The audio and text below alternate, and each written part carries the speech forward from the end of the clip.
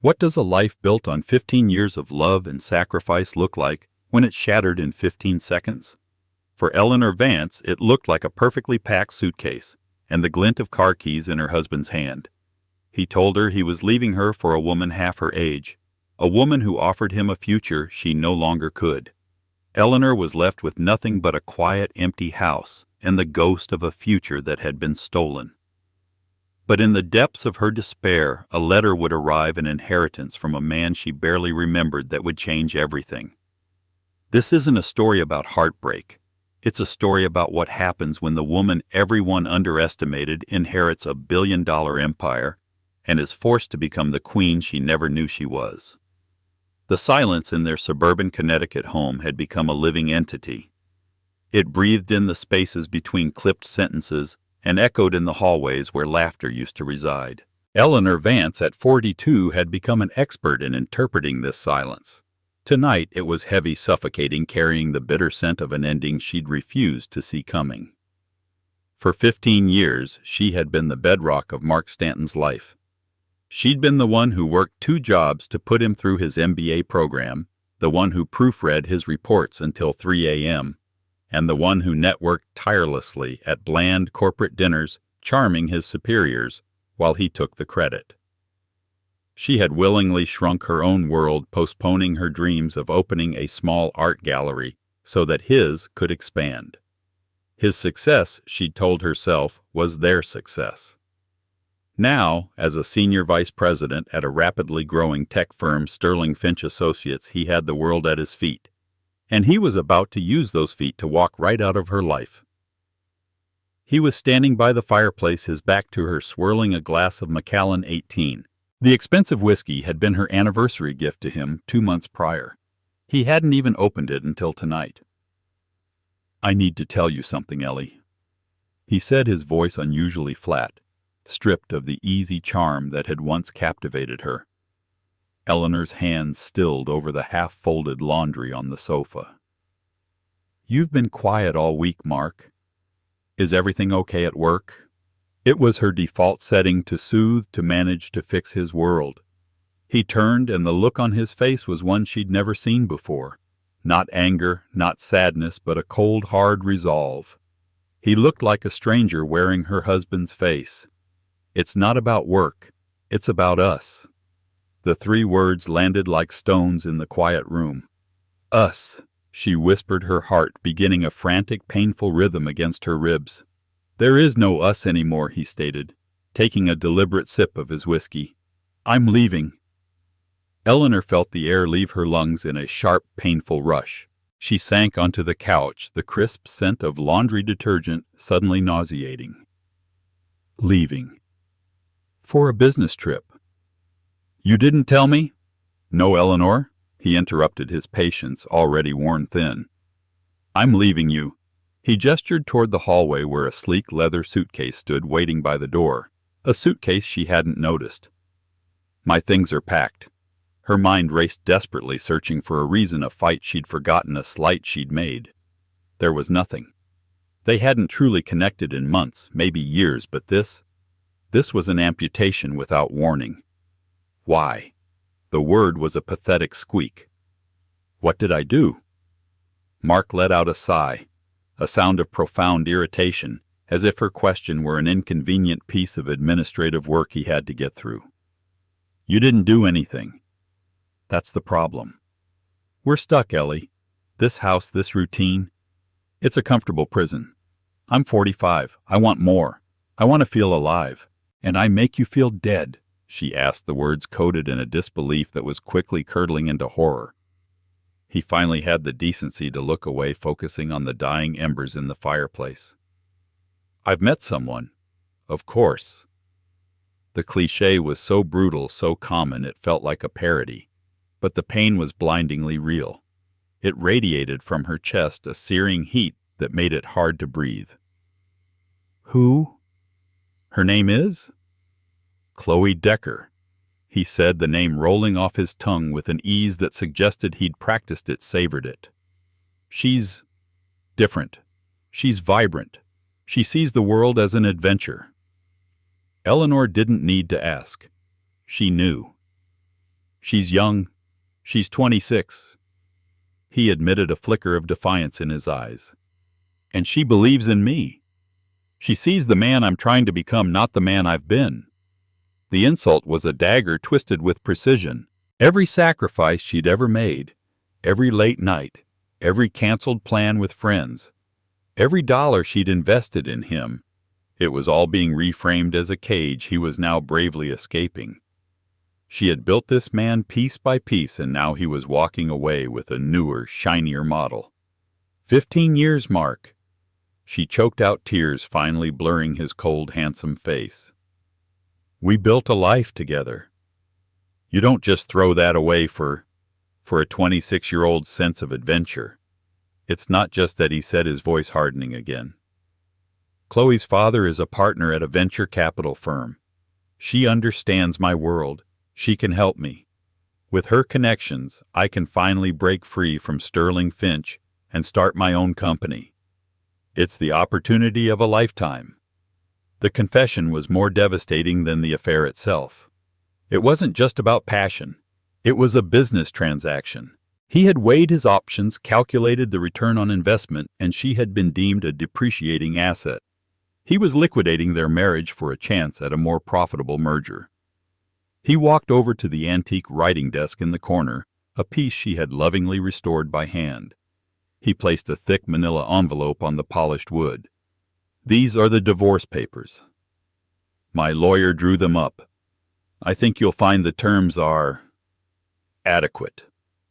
The house is mortgaged to the hilt for my seed capital, so it'll have to be sold. But you'll get half of what's left. It's fair. Fair. The word was a mockery.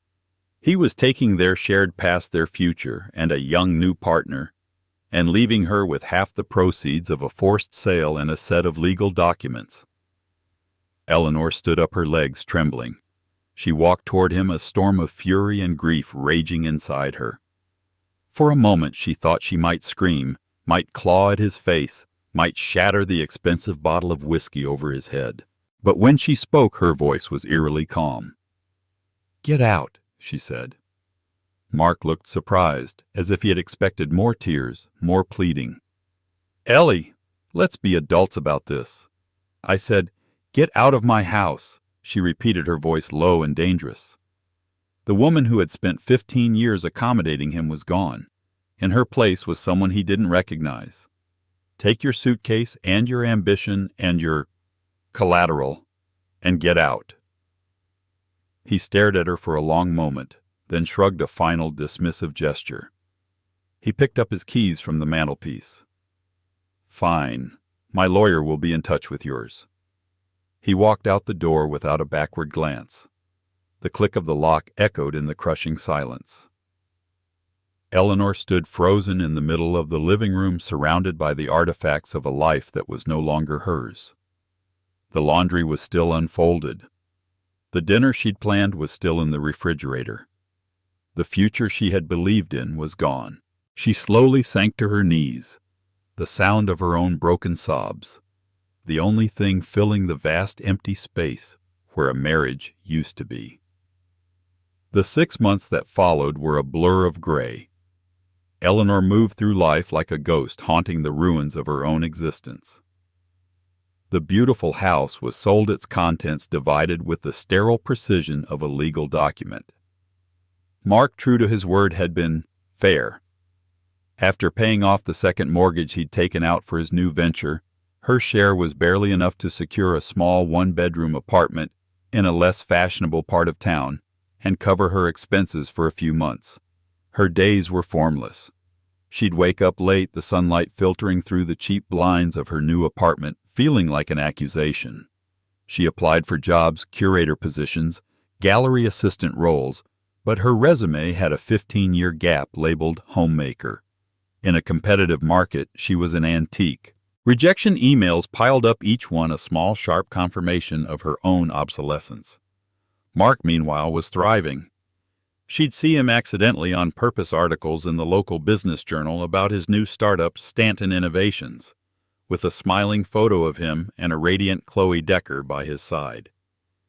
They were the city's new power couple. He was living the life he'd claimed she'd held him back from, and the world was applauding him for it. Eleanor was at her absolute nadir one Tuesday afternoon, staring at an eviction notice she'd found taped to her door when the letter arrived. It was innocuous, tucked between a credit card offer and a utility bill. The envelope was thick, cream-colored cardstock with the name of a prestigious-sounding law firm embossed in the corner, Davies & Finch, LLP. She assumed it was a mistake, or worse, another bill collector who'd bought her debt. She tossed it onto her small kitchen counter where it lay unopened for 3 days. The phone calls started on the 4th day. A polite, firm voice identified himself as James Davies, a senior partner at the firm. He insisted it was a matter of utmost urgency that he speak with Mrs. Eleanor Vance. Fearing a lawsuit she couldn't possibly afford, Eleanor finally answered. "This is she," she said, her voice weak. "Mrs. Vance. Thank you for taking my call." The man said, his tone one of respectful gravity. "I have been trying to reach you regarding the estate of my late client, Mr. Arthur Pendleton. It is imperative that you come to our offices at your earliest convenience." The name struck a distant, dusty chord in her memory. Arthur Pendleton, her mother's uncle, her great-uncle, a man she had met only once at a family funeral when she was 7 years old. She remembered a tall, severe-looking man with piercing blue eyes who had given her a strange, intricate puzzle box instead of a doll. Her mother had spoken of him in hushed, intimidated tones, the family eccentric, a recluse who had built some sort of vast business empire from nothing and had long since severed ties with the rest of the family. My great-uncle, Eleanor asked, confused. "I haven't seen or spoken to him in over 30 years. I'm afraid there must be some mistake." "There is no mistake, Mrs. Vance," Mr. Davies replied patiently. "Could you be at our offices tomorrow at 10 a.m.? Driven by a morbid curiosity and a sense that she had nothing left to lose, Eleanor agreed. The next morning she put on her one good suit, now a little loose on her frame, and took the bus downtown. The offices of Davies & Finch occupied the top floor of a gleaming skyscraper, a world of polished marble, hushed tones, and panoramic city views. It was a world she and Mark had once aspired to. Now she felt like an intruder. James Davies was an older gentleman, perhaps in his late 60s, with kind eyes and a reassuringly calm demeanor that stood in stark contrast to the opulence of his surroundings. He led her into a large wood-paneled conference room overlooking the city. "Thank you for coming, Mrs. Vance," he began, gesturing for her to sit. "I was Arthur Pendleton's attorney and his friend for over 40 years. He was a singular man. He did not believe in empty gestures or pleasantries. He valued substance above all else." Eleanor nodded, unsure of what to say. "I barely knew him. I can't imagine why he would have mentioned me to you." Mr. Davies slid a thick leather-bound document across the vast mahogany table. "He did more than mention you, Mrs. Vance.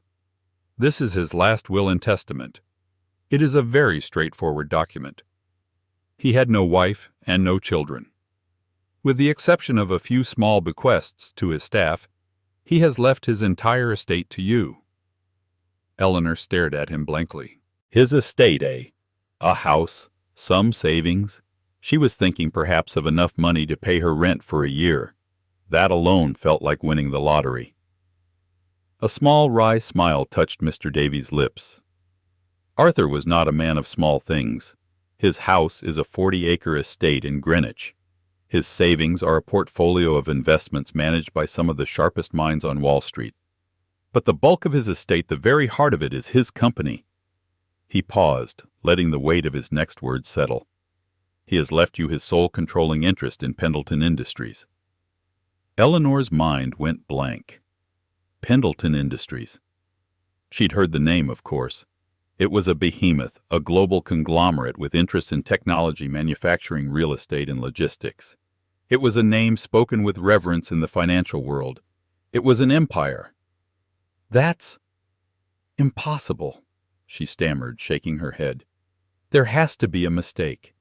He didn't know me. Why would he leave it all to me?" "Arthur had his reasons," Mr. Davies said softly.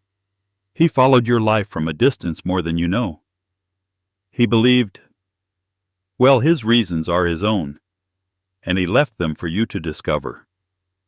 He gestured to a smaller sealed envelope on the table. He left a letter, the first of several to be given to you today. Eleanor reached out a trembling hand and took the envelope. Her name was written on the front in a strong, spiky, old-fashioned script. She looked from the letter to the will, to the kind-faced lawyer who was telling her something so ludicrous, so life-altering, that it felt like a dream. What is it all worth? She whispered the question, feeling both vulgar and necessary. Mr. Davies looked at her, his expression unreadable. The valuations are still being finalized, but the conservative estimate, Mrs. Vance, is in the range of $9 billion. The room began to spin. $9 billion. The number was so abstract it was meaningless. It was a galaxy away from the eviction notice taped to her apartment door. Just yesterday, her biggest problem was how she would afford groceries for the next week. Now she was the heir to an empire built by a man she didn't know for reasons she couldn't fathom. The shock was so profound it felt like a physical blow. The quiet, broken woman who had walked into this office was gone. In her place sat someone else, someone with a new, terrifying, and unimaginable identity. She wasn't just Eleanor Vance, the abandoned wife. She was Eleanor Vance, the billionaire heiress. And her world, which had ended so brutally 6 months ago, was about to begin again in the most spectacular way possible. News of Eleanor's inheritance didn't just spread, it detonated. Within 48 hours, the mystery heiress of Pendleton Industries was the lead story on every financial news network. Journalists dug into her past, painting a portrait of a quiet suburban housewife thrust into an unimaginable position of power. Her quiet, painful divorce was suddenly public fodder. Eleanor hid in her small apartment, the blinds drawn as the world outside roared. Mr. Davies had arranged for a private security detail, and a calm, broad-shouldered man named Robert now sat in a car outside her building, turning away a relentless stream of reporters. Her phone buzzed incessantly with calls from distant relatives she hadn't heard from in decades, all offering their syrupy, opportunistic congratulations. But there was only one call she was waiting for. It came on the third day. The caller ID simply read, Mark. She let it ring 4 times before answering, her heart a frantic drum against her ribs. "Hello, Mark," she said, her voice surprisingly steady. "Ellie, my God, is it true?" He sounded breathless, a frantic edge to his usually smooth tone.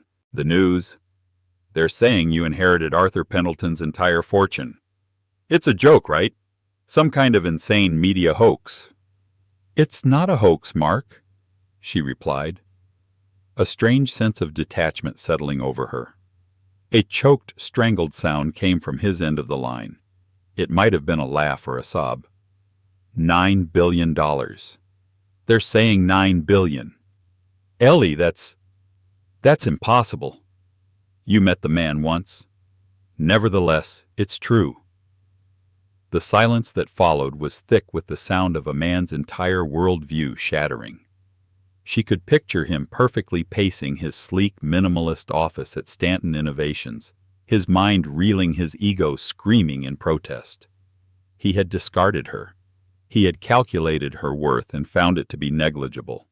And he had been wrong on a scale so cosmic it was almost comical. "Well, my God, congratulations!" He finally managed to say the words, sounding like they were being dragged from him under duress. This is incredible. For you." "Yes, it is," she said, refusing to give him an inch of emotional satisfaction. Meanwhile, across town in a chic, glass-walled apartment, Chloe Decker was having a very different reaction. "What do you mean it's true?" she shrieked, throwing a copy of the Wall Street Journal at Mark. Eleanor's face, a candid photo taken years ago at a charity event, stared up from the front page. "That frumpy, boring woman is a billionaire, while we're struggling to make payroll. We are not struggling to make payroll." Mark snapped, his face pale with stress. Stanton Innovations wasn't the overnight success he had promised. His seed money was burning faster than he'd anticipated, and the investors Chloe's father had introduced him to were proving skeptical. "She has to give you some of it," Chloe insisted, her pretty face twisted with avarice. "You were married for 15 years. You built a life together. You're entitled to half of that. It's marital property." "It's not marital property, Chloe, I checked," Mark growled, running a hand through his hair. "The inheritance came after the divorce was finalized. I'm not entitled to a single damn penny." The injustice of it was a physical sickness in his gut. He had traded in his wife for a better prospect only to discover he'd traded a lottery ticket for a handful of magic beans. "Then you have to get back with her," Chloe said, her voice dropping to a conspiratorial whisper. "Talk to her. Apologize. Tell her you made a terrible mistake. She was always a sentimental fool for you, Mark. You can win her back." The thought was both humiliating and tantalizing. The idea of crawling back to Eleanor admitting his colossal error in judgment was galling. But the thought of her $9 billion... It was a siren song he couldn't ignore. Back in her apartment, Eleanor hung up on Mark's stammering and finally opened the letter from her great-uncle. The paper was thick, the ink a faded black. "My dearest Eleanor," the letter began, "if you are reading this, then I am gone, and the world has likely been turned upside down for you. I imagine you are asking yourself a simple question. Why you? I will not burden you with a long sentimental explanation. I was not a sentimental man, but I was an observer of character. I met you only once when you were a child. You were crying because your cousins had broken a toy. But you were not crying about the toy. You were crying because, as you told me, they broke the rules. Even then you had a rigid, unshakable sense of fairness and order. A rare quality. I have followed your life from afar. I watched you sacrifice your own ambitions for your husband's. A foolish, sentimental act, I thought at the time, but it was also an act of profound loyalty and investment. You are a builder, Eleanor. You invested everything you had into building that man up. He, it turns out, was a poor investment, a shoddy foundation. I am leaving you my life's work, Pendleton Industries. It is not a gift. It is a burden. It is a vast, complex machine, and many of its parts are operated by men who will see you as an intruder, a foolish woman who won the lottery. They will test you. They will try to wrest control from you. They will expect you to take the money and disappear. Do not. You have spent 15 years building a man. Now I am giving you the chance to build an empire. The choice is yours. Take the money, live a life of leisure, and the jackals on my board will carve up my legacy within a year. Or step into my shoes, learn the machine, run it, show them what a builder can truly do. Your first test awaits you at the first board meeting. They will propose a candidate for CEO, a man named Charles Sterling. He is competent, but he is a caretaker, not a visionary. He will manage the company's decline gracefully. Your first decision is what to do about him. Do not let them intimidate you, child. You have iron in your spine. You've just let it go unused for too long. Yours, Arthur Pendleton. Eleanor read the letter 3 times. A strange sense of calm washed over her. The letter was a posthumous vote of confidence from a man who barely knew her, yet seemed to see her more clearly than anyone ever had. You are a builder. The words resonated deep within her. He was right. She had built a life, a home, a man. And when that was all torn down, she had crumbled. But Arthur wasn't asking her to be the person she had been. He was challenging her to become someone new. He wasn't just giving her his money, he was giving her a purpose, a new foundation to build upon. She picked up the phone and called Mr. Davies.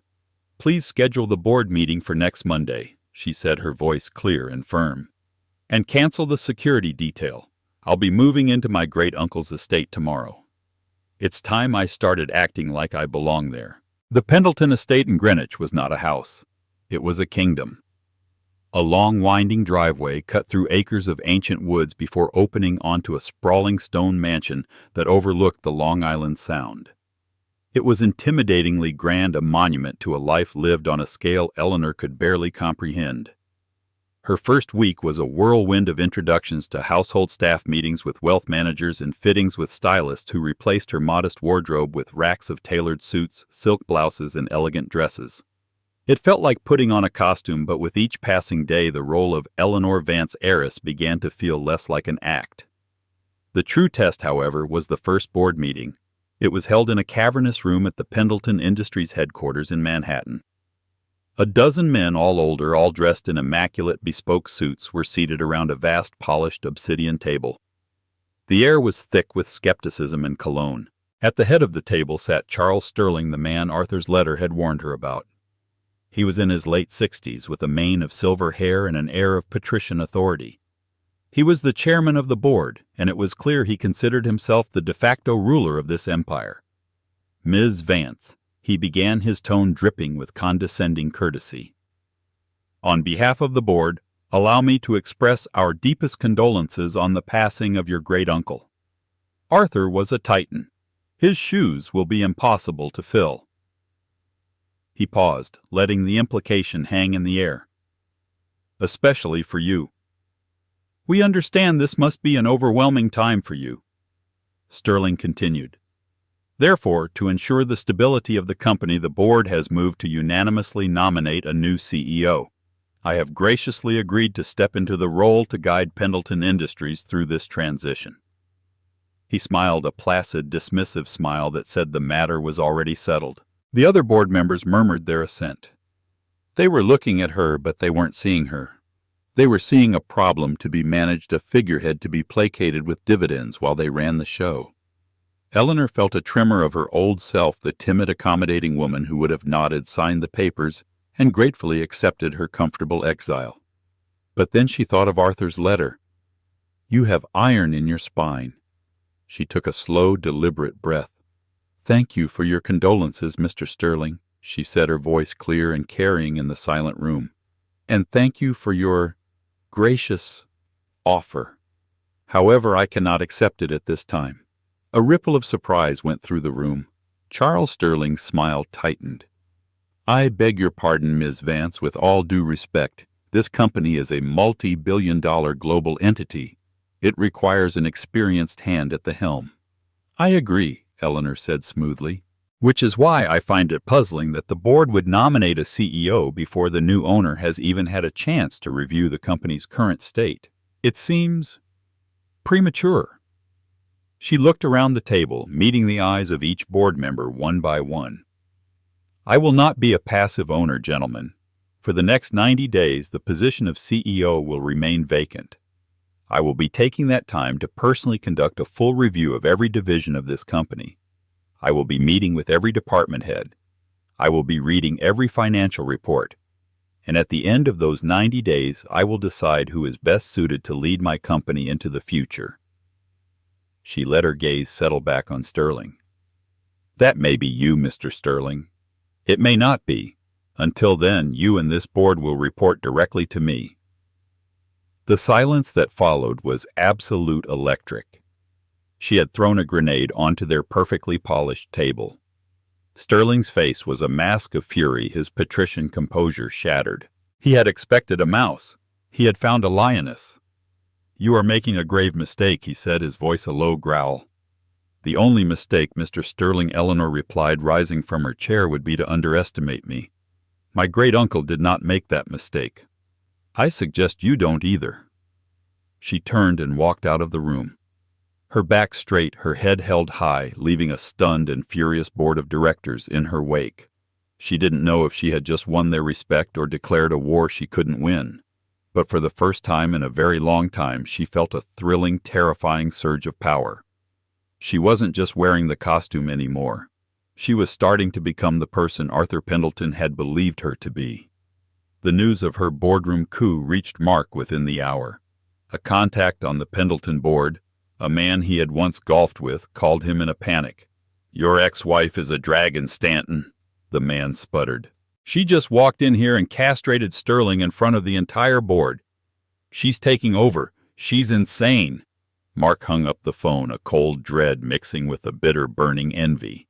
The sentimental fool he thought he could win back was gone. In her place was a formidable, ruthless stranger. A queen.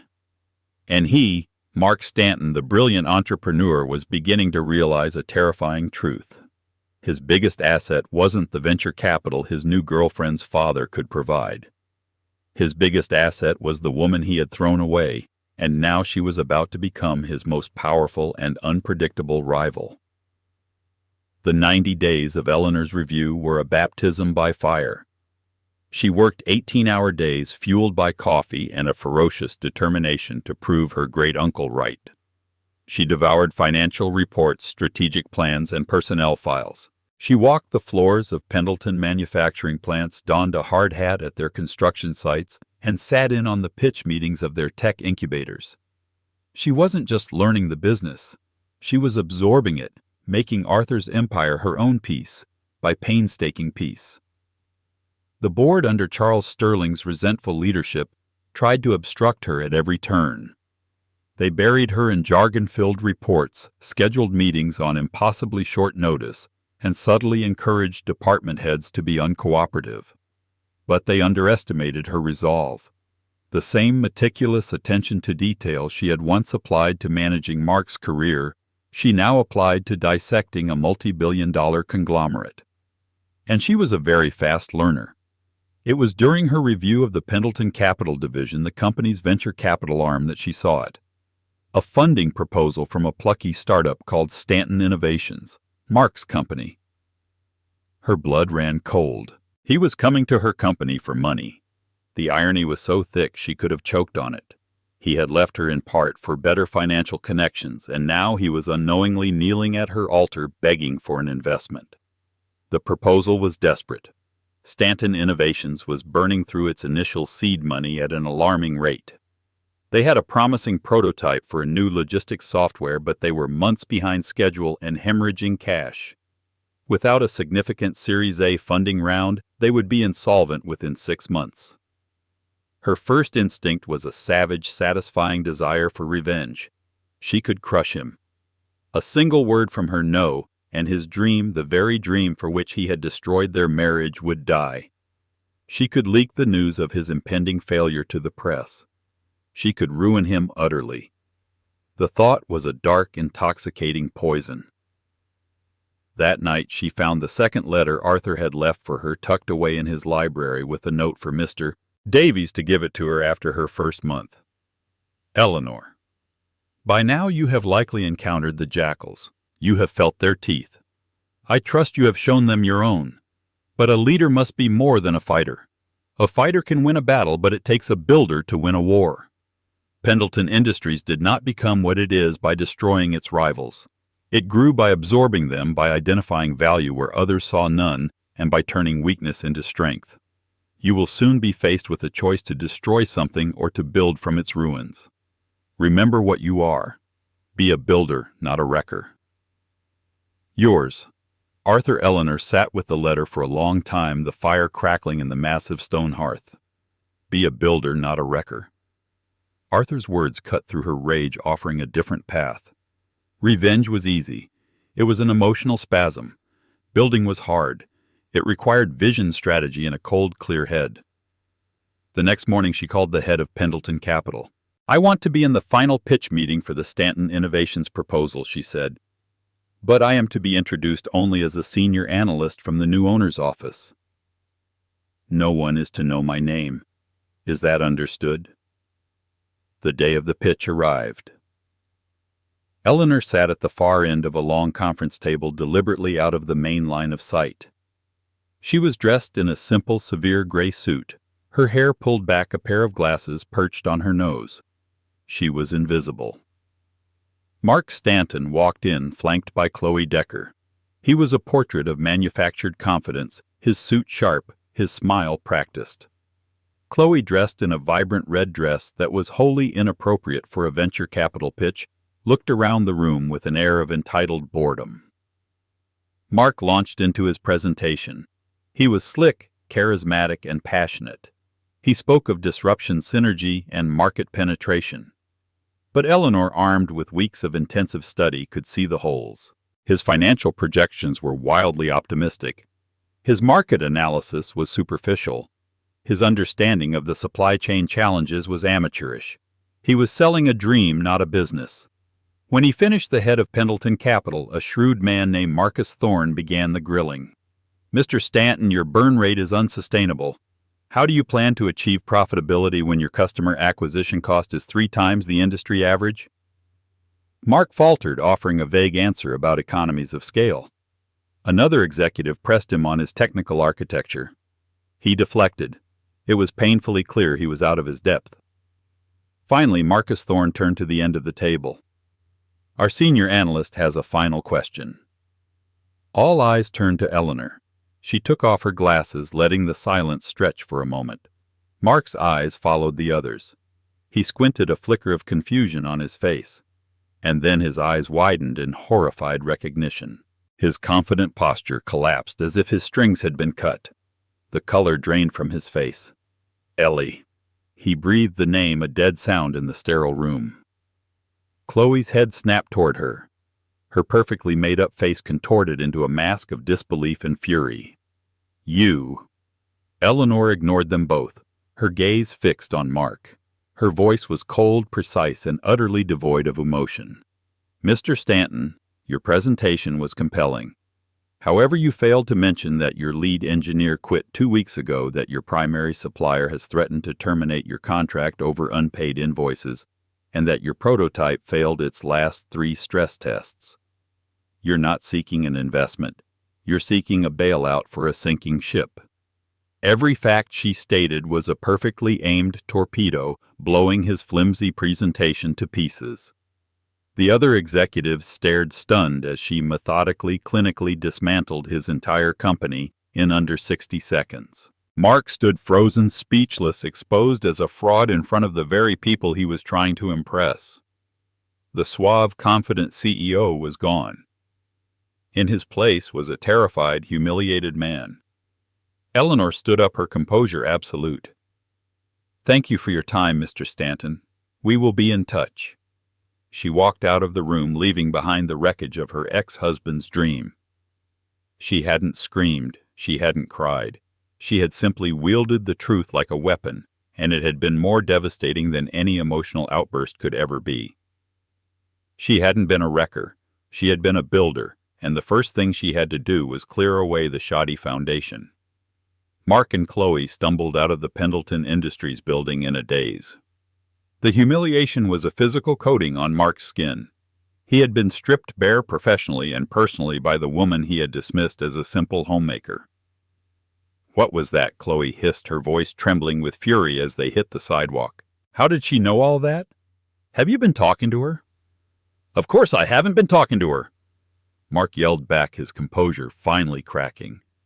Cars honked as they argued on the busy street corner. "She's the owner, Chloe. She owns the whole damn company. She has access to everything. This is your fault." Chloe accused, her eyes wild. "You told me she was nobody. You told me you were trading up. You traded your billionaire wife for me, and I've got nothing to show for it but a maxed-out credit card and an apartment that's about to be repossessed." The raw transactional nature of their relationship was finally laid bare. "I thought your father was going to help." Mark shot back, his voice thick with desperation. "My father helps winners. Mark, not failures who get humiliated by their ex-wives." She looked at him with pure, undisguised contempt. "You're not the man I thought you were. You're weak. And I'm done." She hailed a cab, her red dress a flash of fury. "Don't call me," she spat before climbing in and slamming the door. The taxi pulled into traffic, and just like that, the vibrant, adventurous future Mark had left his wife for vanished. He was alone on a crowded street, his company in flames, his lover gone, his entire life a smoldering ruin. 2 days later, a formal offer letter from Pendleton Capital arrived at his office. Mark's hands trembled as he opened it. He was expecting a final brutal rejection. But what he read was far more cruel and far more brilliant. Pendleton Capital was offering to acquire Stanton Innovations. They weren't investing. They were buying the entire company, assets and intellectual property included. The price they offered was just enough to cover his outstanding debts and pay his creditors, leaving nothing for him or his initial investors. The offer saved the jobs of his employees and prevented him from having to declare bankruptcy, preserving his name from that final disgrace. But the real sting was in the conditions. The acquisition was contingent on him staying on for a one-year transitional period. His new title would be Junior Project Manager. His new boss, reporting directly to the board, would be a rising star in the Pendleton Tech division. His salary was a fraction of his old one, and as the new owner of the company, all major decisions would ultimately need to be approved by Eleanor Vance. It was a masterpiece of corporate warfare. She hadn't destroyed him. She had owned him. She had taken his dream, his company, his very identity as a CEO, and turned him into her lowest-ranking employee. To refuse the deal meant certain financial ruin and a slew of lawsuits from his investors. To accept meant a year of profound daily humiliation, working as a cog in the machine of the woman he had abandoned. He was trapped. With a shaking hand he signed the papers. It was an act of complete and utter surrender. Eleanor reviewed the signed contract in her vast, sunlit office overlooking the city. There was no triumph in her heart, only a quiet, resolute finality. This wasn't about Mark anymore. This was about the assets. Stanton Innovations, for all its mismanagement, had a core of good engineers and the kernel of a valuable software idea. Under Pendleton's management, it could be turned into something profitable. It was a salvage operation. She was being a builder. She buzzed her assistant. "Please schedule my 90-day review with the board for tomorrow morning," she said. "And please have the corporate counsel draft a termination agreement for Mr. Charles Sterling. His services will no longer be required." The following day, she walked into the boardroom not as a curious heiress, but as its undisputed master. She presented a detailed 90-page strategic plan for the company, outlining her vision for the next 5 years. She identified underperforming divisions to be sold, promising new markets to be explored, and innovative technologies to be acquired, starting with Stanton Innovations. Her command of the material was absolute. The board, which had once looked at her with such disdain, was now staring in awe. She concluded her presentation by announcing the formation of a new executive search committee to find a world-class CEO who would execute her vision. Charles Sterling sat ashen-faced as his reign came to an unceremonious end. He had underestimated the quiet woman, and it had cost him his career. As Eleanor left the meeting, a sea of respectful faces parting before her, she felt the last vestiges of her old life fall away. She was no longer Mark's ex-wife or Arthur's heir. She was the architect of her own future, the head of a global empire, a woman forged in betrayal and remade in fire and finance. The iron in her spine was no longer just present. It was the core of her entire being. 3 years passed. Under Eleanor's leadership, Pendleton Industries didn't just stabilize, it soared. She proved to have an almost preternatural instinct for business, a blend of Arthur's visionary boldness and her own meticulous, compassionate pragmatism. She invested heavily in sustainable technologies, streamlined the company's bloated bureaucracy, and implemented generous employee wellness programs that attracted the best talent in the world. The company's stock price tripled. The financial press, which had once called her the mystery heiress, now referred to her as the Vance Virtuoso, or the Pendleton Queen. The woman herself was transformed. The grief and uncertainty that had haunted her features were gone, replaced by a calm, unshakable confidence. She moved with purpose, spoke with authority, and commanded the respect of everyone from world leaders to the janitorial staff in her building. She had finally opened her art gallery, a non-profit space dedicated to showcasing emerging artists from underprivileged backgrounds, funded by a small fraction of her personal wealth. She had found a way to merge the woman she had been with the woman she had become. Tonight she was hosting a major philanthropic gala at the New York Public Library, announcing the formation of the Pendleton Foundation, a multi-billion-dollar charity dedicated to global education and technological literacy. Dressed in an elegant dark blue gown, she moved through the glittering crowd, a beacon of grace and power. Across the room, a man in an ill-fitting waiter's uniform was refilling champagne flutes. His shoulders were stooped, his face puffy, his eyes hollow. It was Mark Stanton. After his one-year contract of humiliation at Pendleton Industries had ended, he had been unceremoniously let go. No other tech company would touch him. His name was tainted by his spectacular failure and the widely whispered story of his downfall. He had bounced from one low-paying sales job to another, his arrogance eroded by the harsh reality of his new station. He now worked for a high-end catering company, serving drinks to the very people he had once considered his peers. He saw her from across the vast vaulted room.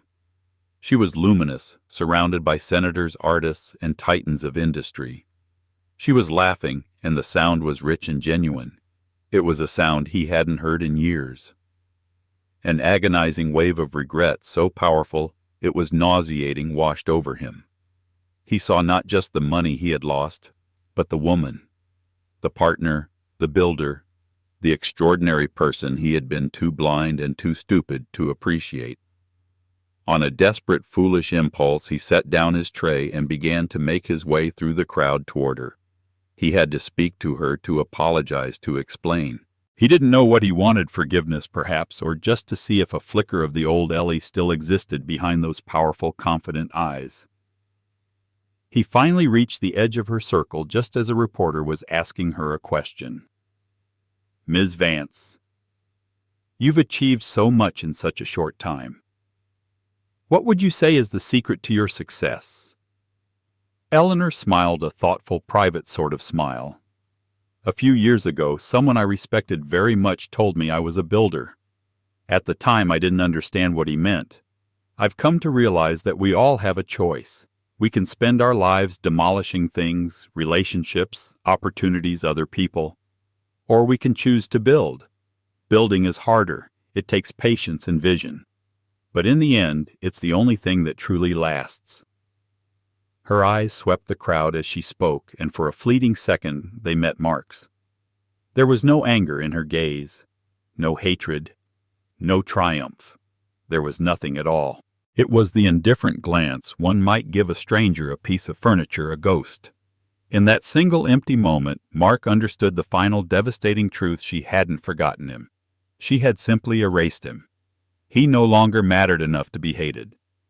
Her security chief, Robert, the same man who had once guarded her small apartment, stepped subtly between them, his presence an impassable wall. Mark faltered, then retreated, melting back into the shadows of the service staff. Later that night, back in the quiet solitude of her great-uncle's library, Eleanor opened a small locked drawer in his desk. Inside was the final letter from Arthur, with instructions that it only be opened when she felt she no longer needed his advice. "My dearest Eleanor," it read, "if you are reading this, it means you have become the woman I always knew you were. I have a final confession to make. The reason I chose you was not because of your sense of fairness or because you were a builder. Those things were true, but they were secondary. The real reason is this. 40 years ago, I was in love. A brilliant, wonderful woman. I was building my company and I was obsessed. I was arrogant. I believed she was holding me back from my destiny. I left her. It was the single greatest regret of a long and profitable life. I spent the next 4 decades building an empire, but I was alone in my castle. When I saw your husband make the same foolish, arrogant mistake that I did, I saw a chance. Not to correct my own past, but to give you the future that the woman I loved never had. I was not giving you a gift, Eleanor. I was righting a cosmic wrong 1 generation removed. The empire was never the point. It was just the tool. The point was you. The point was to give a good woman, a builder, the chance to build a world of her own.